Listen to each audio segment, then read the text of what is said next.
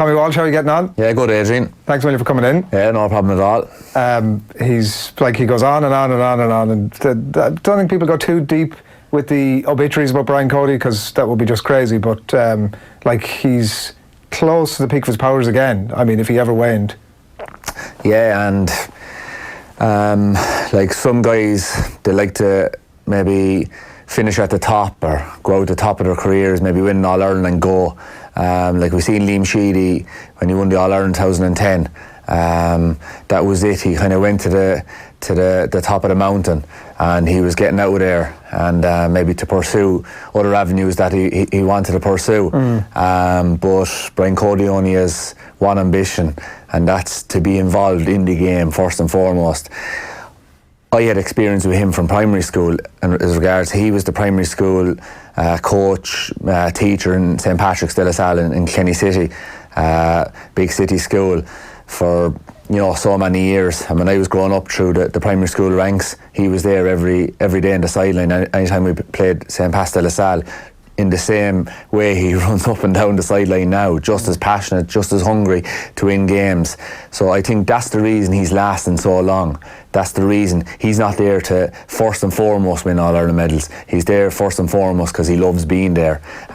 He's often been asked a question from Maura Trassa and many other interviewers over the years, like, does he feel the pressure, does he feel the stress? He doesn't. And looking at him on the sideline, you say that guy is worked up, and he's probably not spitting on the hands, and he's and really into it, and like Davy Fitz, really passionate.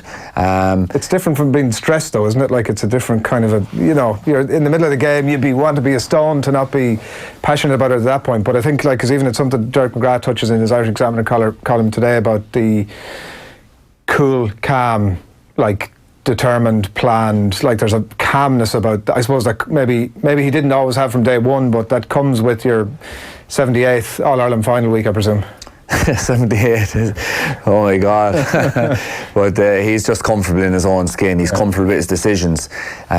He knows that you make decisions and you can't base it on hindsight. Like, we've the best pundits around the country that can call it as after the game, but when you're involved in making decisions, you have to call it before the game, and often you will get it wrong as well. And if you're not comfortable with that, I think that's where the stress and the worry comes from. I think you have to be able to say to yourself, I'm going to go with my gut feeling, I'm going to go with my stomach on this. If it goes wrong, that's grand, I live with that. And I think the managers that don't last, and the managers that can only keep it going for a certain amount of years, are the lads that make the decisions, and afterwards, if they lose the game, possibly regret, I should have done this, I should have done that. You just have to go with it. And if it works out, it works out, and if it doesn't, it doesn't, and look forward again to the next day. So I think that's one trait he definitely has. He fully believes in his own ability. Do you think he cares about the idea of being the best manager of all time, the idea of just creating this team, your team, this team, whatever the next team may be, if he hangs around for another period of years, and just the greatness that they bestow on the world of hurling, the greater picture? I don't think so.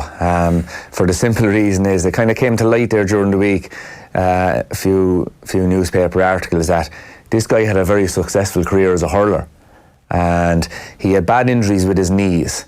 And I'd say it probably didn't sit well with him. Like, he finished up earlier than he probably would have wanted. I'd say he would have loved him to stay hurling when he was 40, 45, but he couldn't do it with the injuries. He had bad old knees, and I reckon that he saw that, like, the joy he would have got out of his own career. Once it's over, it's over. And, like, what joy do you get out of people saying you're a great hurler, you're a great this, back in the past? There's no joy to be got out of that. Yes, it's nice for people to say that, but that energy, that excitement that you feel before a match, and that is gone. So I'd say when he became manager, he realised this, and he's learned the lesson from his own career that, right, say after 2014 All-Ireland, 15 All-Ireland, when we had massive retirements the year before, he won an All-Ireland that no one thought he was going to win, and people thought, now is the time for Cody to go. He's done it with the players he had over the 10-15 year period. Now he's done it with a new bunch of players. He will go down as the greatest GA manager of all time. But I'd say he had a chat with himself, and his wife Elsie is just as big into it as he is. Said, you know what, I go off here now, where am I going to get my buzz next? Where's that feeling of championship going to come? And I'd say that has to be a factor, because like Liam Sheedy went out at the top in 2010, drawn back 9 years later. He had a very successful career in the bank. He's had a very successful career on the Sunday game. He's done a few other things inside the J and the Irish Sports Council, but the draw of the sideline brought him back, and I think probably Brian just learned that from his own career. He's like famously, you've spoken about it before, like he's not necessarily the sort of fella who brings you terribly close. As one of his players, he'll sort of keep that distance. Since you've retired and the years afterwards, have you had much cause to be in contact with him, or is he the sort of guy that you'd be dropping the odd text, or is there any of that kind of relationship, or is it, listen, that's done now, best of luck with the rest of your life, we'll see you down the road? Well, I'm in the media now, so he's definitely not going to talk to me now. He's blocked your number. So, to be honest, I wouldn't even be comfortable talking to the players at the moment, because I'm involved with yourselves. What about your brother? What? Yeah, I wouldn't ask him anything. You know, I was trying to trick and joke with him last night. I was saying, gee, I couldn't believe you picked this lad for the final, you know, just pretending. But he wasn't buying it, obviously, like, but... No, you wouldn't. There wouldn't be any sort of. There's no sort of. You know, because obviously he has to have a certain type, or certainly as he sees it, has to have a certain type of relationship with you as your player, and it's not as if then once you're retired, that all falls away, the cloak falls off, and he's like, listen, you know, it's been great, and we'll meet up and we'll have a coffee every now and then, or like that's. There's just nothing. Even if you weren't in the media, it seems like that's. Well, when would you meet him? Like if I did meet him, I would have a grand hurling chat. I've met him. I have. Listen, all joking aside, I've met him at 1 or 2 games between Fitzgibbon and that. Brilliant hurling chat. Brilliant. You know, like I would have had a good relationship with Brian. Like in regards. Besides, like you know, I know he's a tough man and that, but he loves the crack. Like he loves laughing and joking. Does he? Yeah. He does. He genuinely does. Yeah. And you'll often see that side of him after the All-Ireland, from then until Christmas. Yeah. Meet him, you have great fun. He loves people's company as regards laughing and joking. But you see, at the back of his mind, he has to have that authority. He has to have set them standards that he must make big decisions when it comes to it. And like obviously when you're gone out of the game, like just social media and that is so strong in today's world that like if Brian Cody is to give his opinion in a chat, like the first thing that you're going to do is you'll be talking to a lad down the pub. Just talking to Cody there, he thinks this lad is, yeah, you know. Yeah, exactly. Yeah. So that's the way, and you have to understand that. So like I remember one time we're up at an Ireland-Poland. We're playing up in Croke Park. I think the game was 4-3 at the end. And there was a huge Polish, because there was so many of them here. There was a huge crowd at the game, and remember we were in Jury's Hotel for a few pints before the game, and we seen Steve Bruce across the at the bar, and to be honest, to this day I don't even know, was he drinking. And but we were talking to, you know, all your friends when you go home, and they're just saying, "Jeez, met Steve Bruce there in Jury's. Oh, he was lurrying down pints." You know? yeah. And, like that's the way it goes. So you have to be careful. Keep out of it, like almost. Yeah, I think so. Dermot McGrath writes a lot about him and him coming in to De La Salle actually, and probably giving a few team talks back in the day, and Liam Sheedy coming as well, and their different styles and that kind of thing. He talks about like the impact that he had, and even with Sheedy, he talks about John Milan, who's his brother-in-law, referencing the speech that Sheedy gave as the best motivational speech that he'd ever heard. Like, and it seems like both of them, Sheedy and Cody, almost come from the same school, almost in that regard. Like that, there's a basic but strong message that they'd like to deliver in the lead into a game. Yeah, and they're both brilliant at getting the best out of people. And Liam Sheedy has often referenced that he loves dealing with people and getting the best out of them. That's his number one motivation, and I would have came across that in the Bank of Ireland as regards staff that have dealt with him. I haven't dealt directly with him myself, but I know a lot of people that have, and they love him. Just think he's awesome, and really gets the best out of him. And you go back, I think the two of them as well, you could compare them. I think the two of them are psychologists. They just know how to rub people up the right way. And you go back to Sheedy's interviews back in the league, he will never doubt this Tipperary team. We've heard that from the Sunday game pundits from last year, that he just thinks these guys are the bee's knees. I suppose he was lucky enough they got him on the inter-county kind of manager in regards to minor. They won a minor All-Ireland for him, some of these players, so he's probably going to be forever indebted to them guys. But go back to his comments in the early rounds of the league. He said the one thing people might question was, I think, was it their work rate, the Tipperary supporters. He was saying the fans, and he was saying that's not going to happen, like they're going to go to the ends of the earth. And he was nearly kind of saying to the players in a public forum that, listen, as this is what you have to do. And they have not let him down since. From that very first league game, and Shamie Callan was chasing guys from 30-40 yards. They have kept that going, and it's no fluke that they're in All-Ireland now. One last one, Cody, before we flag the death out of it, but is he more likely to leave after Kilkenny win in All-Ireland or after they lose in All-Ireland? I don't know. I don't think that will come into it. I think it'll just come into it maybe 10 years down the line, maybe when he gets just too old for it, possibly. Like, say, Alex Ferguson.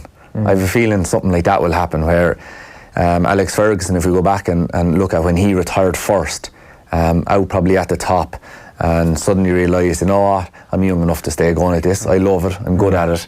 Let's keep it going. I think Cody will stay going until he can't do it no more. You just said 10 more years. What? You said 10 more years just there. Is that what you're expecting? I don't know. Like, I'm not sure what age he is now, but I'd say I wouldn't be surprised, right? Like, it's no. One of the newspapers makes the point this morning that he's, you know, the way like when people get a bit older or whatever, they can lose some of their aura or whatever. It might be even physically, your height diminishes over the course. But whoever it was making the point was like, this guy seems to be getting like bigger and bigger. You know, like his persona or his aura is grows and grows. Like, you almost wouldn't be surprised to see him go until he's like in his early 80s. Yeah, well, yeah, but that'd be some achievement in fairness. But isn't a lot to do with winning as well. Like, you know, when if he goes a couple of years without winning an All-Ireland final, there's massive, you know, pressure in that job, and people, you know, will start talking, and, you know, as long as he's thereabouts winning or in All-Ireland finals, you know, he will be there. But I'm sure, like, you know, if it goes a couple of years without him winning All-Ireland, I'm sure he'll start wondering, you know, will I stay going, or is it better off not to stand out at this stage? So I think he sets high standards for himself, so as long as he keeps them high standards going, he'll be happy enough to stay there. The highest. Who's been the manager of the year for you so far, Sheedy or Cody? Like, whoever wins Sunday. Pre that, I don't want to be. I don't think you can separate him, because Sheedy has brought a team that many people thought, like Ger Lucknan wrote him off last year, I think it was, that they were finished. They didn't win a game in the Munster round robin. Most of their main players were hitting the 30 years of age mark. We're not in the old format of 4 games a year and you win an All-Ireland. We're now into, if either of the teams are, well, if Tipperary were to win the All-Ireland this year, they've won 8 games. Well, they've played in 8 games, championship games, with huge intensity. So I think what Sheedy has done has been remarkable in freshening up these guys and getting them to believe. Also, the question marks were put to Tipperary was, like, when things got tough, would they be able to win the match? And that we all knew how brilliant they were as hurlers, but when it got intense and you had to get down and dirty, would they be able to win a match? They proved that the last day. And I think the last 20 minutes against Wexford could be the greatest 20 minutes of these guys' careers, because if they were to go on and win an All-Ireland this time, I think it'll be referenced for many, many years, the character of these Tipperary guys. Towards, if they hadn't, say if they had to bow down in the semi-final against Wexford, everyone would be saying the other, that when it was put up to them, they weren't able to answer. And that was fine when the game was grand and open, but when it got down and dirty, they weren't able to answer the questions. So I think what Sheedy has done, as regards the character even of these guys, of the perception of them out there now, is just so much different than before. And Cody then has... Now, the only thing I would say about Brian Cody and his management team, like, he has always said that he has brilliant players at his disposal. And I know you can't compare them to previous generations, but the forwards that they have are exceptional. And I'm sure any county in Ireland would love to have the 6 forwards Kilkenny have. So like he's not managing guys that, you know, are 6th or 7th down the pecking order. Yeah, they're no chumps, These are a good team. When you look at that Tipperary team, and especially the crew that have been there from 10 years ago and they have 2 All-Ireland medals in their back pocket, is it a bit harsh to say that it's an underachievement unless they get to that 3rd All-Ireland medal? Because it seems that they are good enough to have the 3-time All-Ireland winner tag beside them. Yeah, they're definitely good enough to have 3 All-Ireland medals beside them, beside their names. I wouldn't think if you win 1 All-Ireland medal, I think is you're not underachieving. It's such a hard thing to do. It's just so difficult. And when you win, like as Limerick won last year, when you're looking back over the winter and looking back maybe this year over that championship, it's easier to say back, yeah, listen, we were the better team in that. But there's so many instances where you could have been out of that championship. And go back to Limerick last year, they could have been out of that championship a good few times. Up to the last puck of the game, if someone had got a flick on Joe Canning's long free, a goal, Limerick were gone. So I think we can't underestimate how bloody difficult it is to win a championship, and especially now when there's about, I suppose, 7 teams that anyone can beat anyone. So I'd see 2 All-Ireland medals as a massive achievement and a massive haul. And that's probably part of it as well, the coming off the highs of those years and the effort that goes into those 2 All-Ireland wins. That's why we've probably seen a bit of a diminishing return from Tipperary immediately afterwards, and it takes them a couple of years to recharge themselves like they have done this year. Yeah, and I remember when they won the All-Ireland 2017, they were flying it again. And I was at the game they played against Dublin. It could have been an All-Ireland quarter-final up in Thurles. And they played the game so beautifully that day. They were flicking the ball here, flicking the ball there, putting the balls in the back of the net. They ran up a massive score and beat Dublin quite convincingly. And I said to whoever was beside me, it wasn't my mother or father or Marlies, that they will rue this, because you will not get away with that lovely hurling when you get to the latter stages against the best teams, because they will assault you. They won't give you a second. The minute you go to flick that ball, they will be on top of you. And that's what happened. I think it was Galway then went on and beat them in the All-Ireland semi-final. Towards this year, it was the complete opposite.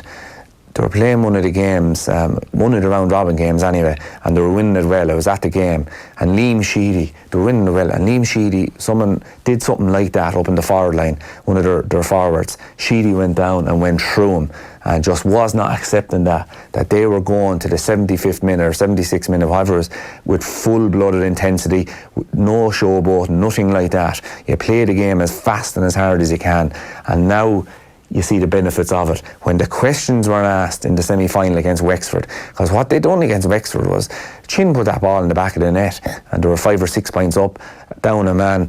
Like, I couldn't see any way back for that Tipperary team, but they grounded it out and came away a victory. And it goes back to them little things that Sheedy was after kind of investing in them in the early parts of the year. So, what's your take then on this weekend? How are you seeing it, or where is it going to be won and lost?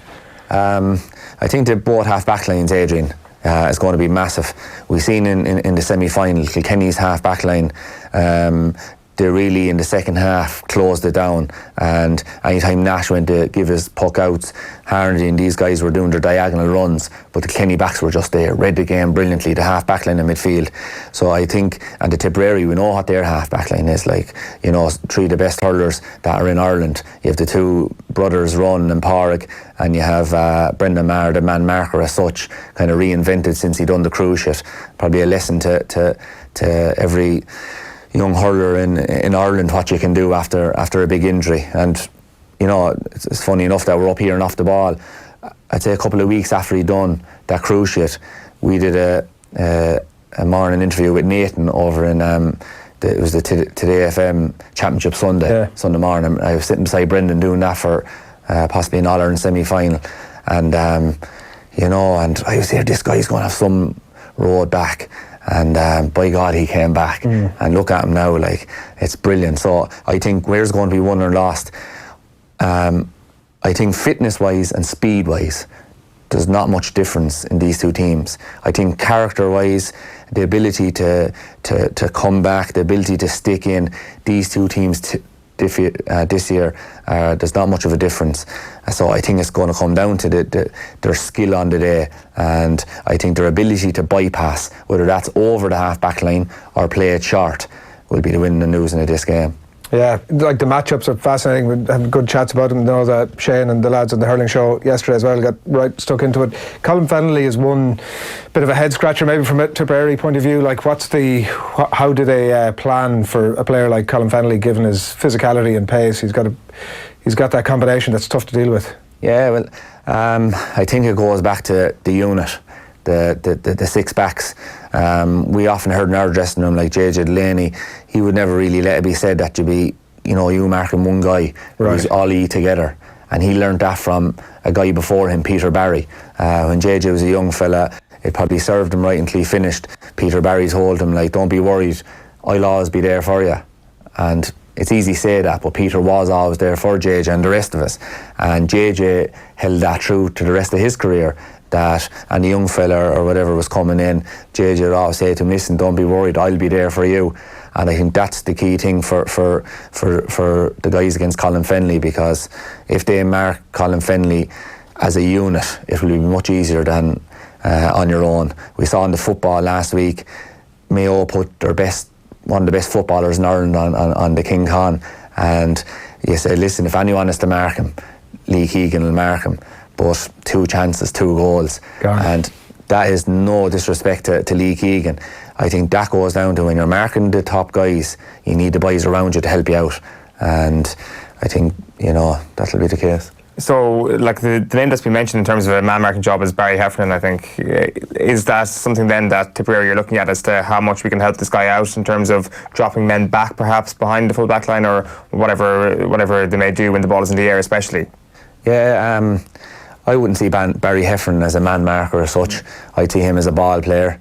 Good man from Nina. They've done well recently, getting to county finals and that, and he's been one of their main players. But I think Barry Heffernan is more a guy you're taught from a young age, defenders, get out in front. He's that type of player. He wants to get on the ball all the time. So whoever it is, Barry Heffernan, James Barry or Seamus Kennedy, one of them is going to be marking him, you'd imagine. They'll hardly put over Carl Barrett on him.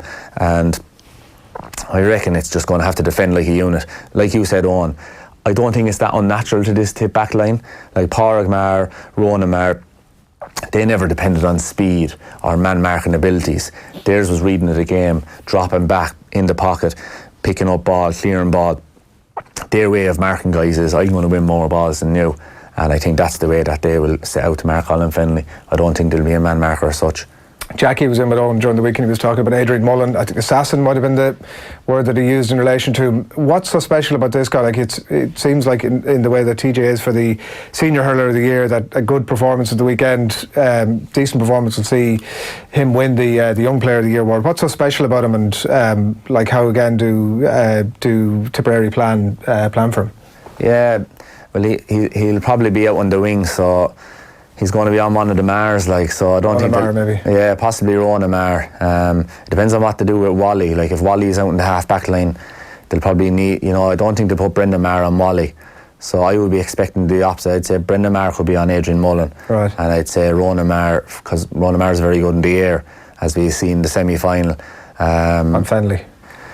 No, on Wally. Right, okay, yeah. On the half-back line. That's the way I'd see it. Listen, you don't know, but I think that's the way I'd be doing it anyway, because Walter is brilliant in the air, and he's at the top of his game at the moment. But Adrian Mullen, the top class players, they always seem to have space. You don't know how they have it, they just do. He has pace, he has power, he has the hurling. So what makes him stand out? Just everything really. There's no one thing. The only thing about it is he's young, so they will look at maybe getting in his face in the first few minutes and maybe putting him off. But while he's so young, he's so much experience. He's the club hurler of the year. And what would I put it down to? Just brilliant hurler. His brother's a brilliant hurler, Darren Mullen, one of the greatest sidesteps in the game. Ever since he was minor, he's a half-back. There was 4 of them on the club All-Ireland winning team, so there's talent in the family. Their mother's a Fennelly, so it's just in him, he good just genes. Has good genes, in fairness, yeah, and it always counts. So, like, TJ was the other thing that came up with Jackie, and he's sort of talking about him, has been in the conversation. He wouldn't commit to, despite being pushed to commit whether it would be himself or Henry. Like, he was talking about, he's now in the conversation for the greatest of all time, and if he goes ahead and wins this weekend, in the season that he's having, like, obviously a guy that you would have soldiered with for years, what's the same question about him, like, what's so special about him? And, like, you know, I suppose particularly what he's done over the last couple of years when a lot of you lads sort of left the scene, the way that he's stood up has been remarkable. It has. And you know, where does he sit? I think there's the three top dogs of Kilkenny hurling. There's Kerr, DJ and Henry, and I think we'll have to make that a 4 now, and that's without question of a doubt, and I wouldn't have any doubts about it at all. He is in that top 4, and I wouldn't rate any of them above each other. I think they're all brilliant in their own rights. I obviously haven't seen Kerr a whole lot, bar some old video footage, but you know, by talking to the older generation, like, and they would have seen Henry and DJ as well, unbelievable. But TJ, he's definitely the greatest man I've ever seen in the air. Like, usually with a forward, if you don't want to play the ball, you know, you can stop him catching the ball, as all you because you're behind him, you have to imagine, so you can see everything, he can't see you, so you can stick in your hurl at the last second, flick the ball, you can put in your hand, whatever you want. But with TJ, no matter what you do, he seems to be still able to catch the ball. He's nearly unmarkable in the air. Why is that? I think a couple of years ago, around 2000 and I'd say 14, it was 2012 actually, he hurted his knee in the All-Ireland final against Galway, and I think it was his knee cap, so he had to go off and get big operation and spent a lot of time in the gym. And from then on, he was still suffering a little bit in 2013, the kind of after effects of that injury. But then from 14 on, he just turned into this absolute monster and lives in the gym now. His work rate went through the roof. So TJ in his earlier years wouldn't have always been known. He was a brilliant hurler and could make the ball talk, but he wouldn't have been known as one of the workers on the team. Now you nearly say he's like Henry grew into it. TJ is nearly the best worker on that Kilkenny team. So when you have your best hurler doing that, well, sure, anything can happen. But what makes him stand out, I think, his ability to win his own ball. He was never the fastest either as regards 10-yard bursts, but has done, by all accounts, incredible footwork and incredible speed work in the gym and with the strength and conditioning coaches, because now you see him in a ruck and 2 seconds later he's after doing a shimmy this way, shimmy that way, back and back maybe, and suddenly he's in 5 yards of space. So I think his attitude to his fitness and strength, along with his ability to win the ball, makes him stand out. Brendan Maher might be an option. We keep going back to him, but he could be an option to pick him up as well. Like, he will spend some of the, I'm sure some of the game going in a bit closer to the goal, will withdraw a bit. Like, what is that a reflection on how Tipperary are dealing with him? Like, if you had an option to put him in a position that he's going to best affect the game regardless of other factors, where would that be, and how do you expect that to play out, I suppose, over the course of Sunday? Where we were putting TJ, is it? I don't think Tip will bow to anyone. I don't think they'll put anyone in on TJ. I think they're just going to say, lads, we've 6 backs good enough to beat your Kilkenny forwards, and we're going to take you on. We're backing down from no one. That's Sheedy's kind of that's his mantra. So it'd be different if it was kind of a small little fast lad. You could imagine Brendan Maher going over him. I don't think Brendan Maher would be suitable to TJ. I think Pádraig Maher is the guy they're going to trust, because he's just as big, just as committed, just as strong in the air, and I think they will depend on Pádraig Maher there with help from Noel midfield.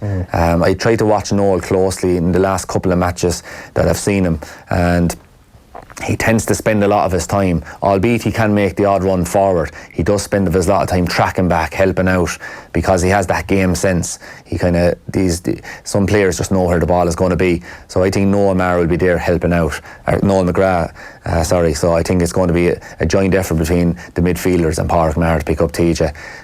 Where I'd leave TJ centre forward. Definitely. Now, if it's a 6-on-6, so if it is kind of just fairly open, I wouldn't mind seeing TJ going in the edge of the square. Right. Yeah. 2014 final, we were in trouble in the first day, and TJ, I think it was the first day, TJ got a ball around 25 yards out and just absolutely rifled the net. So he's so good close to goal. It would be an option, and I would like to see him in there for a couple of minutes. If you're a Kilkenny back this week, what's the what's the best piece of advice you'd give yourself going up against this bunch of class Tipperary forwards? I'd say sweeper. Could you bring back a sweeper?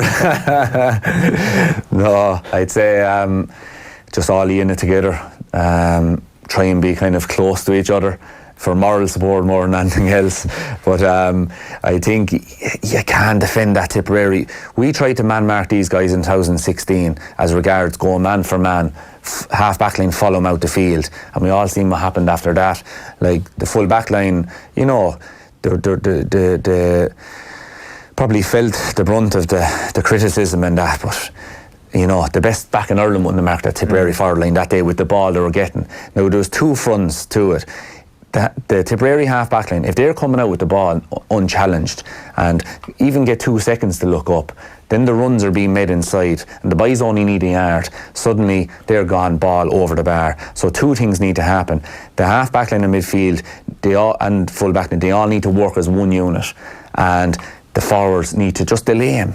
And you might see your man clearing the ball in the half forward line, or even, you know, cornerbacks are coming up nowadays clearing ball. Even if you're getting in his way and he clears it 100 yards down the field, that's okay. The last thing you want to do is him getting up, not feeling any pressure behind him, and just a lovely little ball into the corner. So the only way to mark this Tipperary forward line, because I think they are the best forward line in the country as regards talent, Sheedy's work rate added to that, and the only way to mark them is delay the clearances, even if it's for a second, and work together. So this is as much up to the Kilkenny forwards as anybody else? Yeah, well, jointly, because there's no point then they doing that if the Kilkenny half back line are gone way out the field and the space is there. So I think it's a joint effort. It's a massive day for Hugh Lawler, because you mentioned 2016 and we saw what Seamus Callanan did. On a one-to-one battle, is it sort of the flip side of what you were talking about when it comes to Tipperary's backline, that it is just a joint effort, or is there a man-to-man sort of great performance in Hugh Lawler this weekend? Because we know he has it. He was brilliant in the last couple of games. Yeah, and I suppose we see him with the penalty that he gave away the last day. He goes for the ball. So he's not hanging back. He's not trying to play the man. He goes for the ball. And I think that's the only way to play Callanan. You give Callanan the ball, he's just too strong, too fast, too good. You give him the ball, it's going to be a score. So my belief in Hugh Lawler is stay doing what you're doing, stay attacking that ball, stay winning that ball, keep the ball out of Callanan's hand, and if the half forward line and the Kilkenny midfielders and full forward line are doing their job in delaying the ball, well, it's going to come up and it's going to be a 50-50 ball then, and off you go, and it's not going to be a lovely little spray pass into the corners. So for Hugh Lawler, I think it's a massive challenge for a youngster. But what other way would you want it? Like if he comes out marking Callanan, who's in the run for Hurler of the Year, has scored a goal in every game this year, he's nearly at the top of the all-time scoring charts in the history of the game. Like, what better challenge have you? And Lawler, he has a good club man beside him there, Paddy Deegan, he's more the warrior, like he's more the lad that gets in lads' faces. So he has plenty of backup there, and I'm sure that they'll be having chats there during the week. He's a bit of road to catch, and Nicky Rackard actually almost talking about earlier on the goals. It's phenomenal. Was it 59 he is? Yeah, Rackard's on 59 and he would go level with Kerr on 35 this weekend if he scores one. Right. Ridiculous. That's an amazing. I'd love to see his goals per game ratio if he scored 59. That's what we were saying, because like 3 or 4 games a year. Like championship wise, bloody incredible. It's absolutely crazy. There's so many fascinating matchups in it, and like the goalkeepers is obviously another aspect to it. And Owen Murphy, from a Kilkenny point of view, like it seems, listening to people over the last couple of days who know about these things, David Herity being one of them, talking about maybe certainly being the best goalkeeper there at the minute, but maybe in the conversation for the greatest of all time, Owen Murphy, which is quite the accolade when you consider the contemporaries that he would have had over the years. Like his importance to that Kilkenny team, almost like in a Cluxton to Dublin way, or a Allison to Liverpool, sort of pulling a lot of the strings there. Yeah, incredible. He showed his worth last year against Limerick. So like you can talk about intensity and you can talk about work rate and you can talk about all these things, but that's only part of it. You have to have brilliant players along with it to be able to win these titles and to be able to compete with the best teams. You go back to last year against Limerick when Kilkenny nearly snuck it in the quarter-final down Thurles, and he made about 4 unbelievable saves. And it's that kind of thing, along with the work rate, keeps you with it. So you need both. So I think Owen Murphy over the last couple of years has done more for the belief than anyone else on this. Well, TJ himself and TJ, I suppose. But Owen Murphy has just, his saves, it's like scoring a point or scoring a goal. There's a forward going in on goal, game over, suddenly he pulls off this remarkable save. The All-Ireland semi-final a couple of years ago, he caught Paragon Matney's free over the crossbar. Most goalies, listen, let it off. Let it off. I don't want to be dropping this down next minute a goal. We've seen, Eamon Taft got in 95 All-Ireland, ball drop down, buried ball in the back of the net, Clare go on and win the All-Ireland. Owen Murphy tap it over, no one at St. Anton. No, caught the ball over the bar, out he goes. So he's able to do it all. His long range frees, probably haven't seen a whole lot of it this year, but in the last couple of years scores huge amount. And so he's definitely earned his right to be named. But he's a long way to go because he's still only a young chap. I played in the Hurling for Cancer game the other night in Newbridge, Jim Bulger's fundraiser and Davy Russell's. And Brendan Cummins and Damien Fitzhenry were on the goals, and anyone that was, I think there was 6,000 at the game, and they gave the two greatest performances. Really? Yeah. Wow. And I don't know, is Cummins still hurling? He was brilliant. Did he play out the field as well, Cummins? He did, yeah, for his club, and played outfield football as well. Yeah. He's kind of an all-rounder. I'd say he's probably good at whatever sport. Yeah. But Fitzhenry, I've seen Fitzhenry playing since I've seen him since he was with that great Wexford team in '96, and then I played Railway Cup with him, and then I played this Cancer game with him a couple of years. I have never seen anyone better than Fitzhenry. Right. I don't think he's hurled in something like 6 years, and he's still point blank saving everything. I said to Taggy Fogarty for the game, I said, Taggy, when you go in on goal, just tap the ball over the bar. Don't go for a goal. And this is only a kind of an exhibition game, if you like. Taggy wouldn't listen to me, no, because Taggy be thick and he'd be stubborn and he'd want to prove a lad wrong. So he went for a goal every time. Fitzhenry saved every one. And I said to Taggy, you're still not listening to me, Taggy. He probably thought you were trying to wind him up to actually go for a goal. He probably did. And the only thing that bet him that day was Horgan. So Horgan was playing Patrick Horgan, and he had seemed incredibly safe. And it wasn't just from Taggy, he was saving him from everyone. And Horgan got the ball about 21 yards out, and he looked and he said, listen, there's no point in just driving this. There's only one place, probably four places that I'm going to beat Fitzhenry. Either the top corners or either the bottom corners. Top left-hand corner every time. 3 goals. And that was the only time you were going to beat Fitzhenry. And near the end of the game then, the ball, we kind of got a free. Patrick Horgan took it. And we were getting maybe, I think, a pint or 2 pints. So if Horgan got this, we won.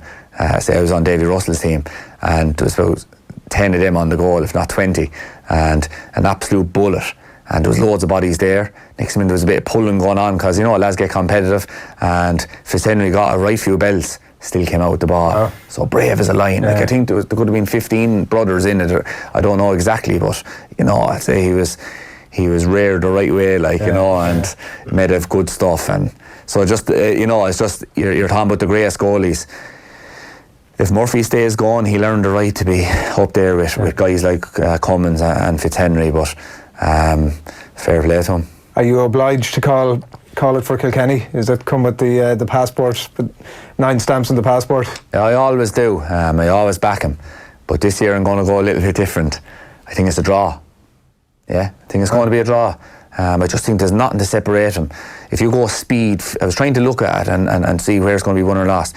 Speed, fitness, I don't think there's any difference. Character and the ability to dig in and the ability to come back, I don't think this year there's any difference between the two teams.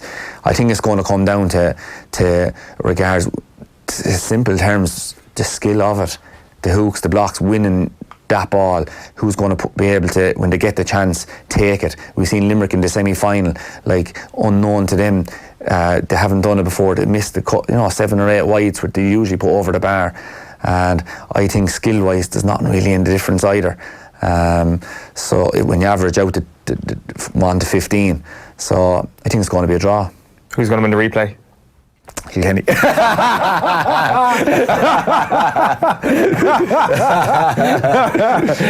there wasn't even a beat. Brilliant. Well, listen, enjoy the game anyway. I'm sure you're. Do you? I'm sure you do. It's 2014 you retired.